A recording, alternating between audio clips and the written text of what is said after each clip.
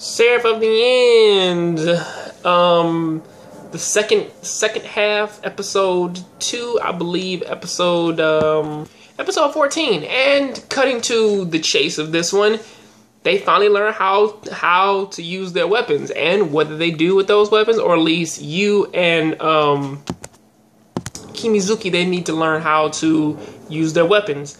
And first things first is that they need to contact their weapon, or at least contact the demon inside their weapon, and then try to win them over in some way, shape, or form. Actually, the craziest thing about this whole thing is that like Yuichiro, he didn't need any of that. It seems as though like from what he says anyway, is that the demon inside of his weapon has been talking to him through his dreams, and they just became friends. Like they just became friends over constant talking. So now they both work as one. Yoichi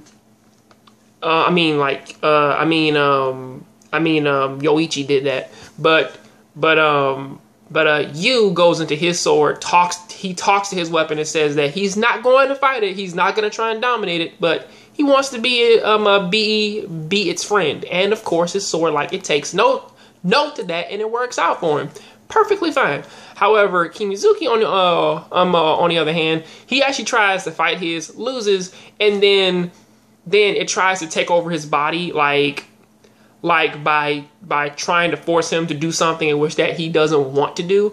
But in the long run, you know, it's like he does sort of overpower his and sort of gains his weapons respect.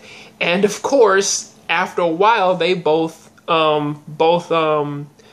you and of course Kimizuki, they both like mastered their weapons and they can summon their powers now.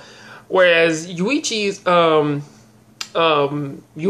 his sort of comes off as like, I would say like multiple swords like form around him, and it seems though as that like he can telekinetically like use those swords. Whereas Kimizuki, his sort of reminds me of that trap card from Yu-Gi-Oh! when Bakura would like summon up that final shit. So it's like, after these 5 turns, you instantly lose. His shit sort of reminds me of that, because he summons like a random coffin that I believe is supposed to work like something like a counter or something like that. But like they never really took it to a place to where like that it would get really, really crazy. So that's something that I really did like about it. So yeah, it really wasn't all that bad in terms of the episode anyway. But yeah, till then, tell me what do you think about this down there in the comment section. I'll catch you guys on the next Jongravesshow. Please keep watching anime, keep playing video games. I'm out.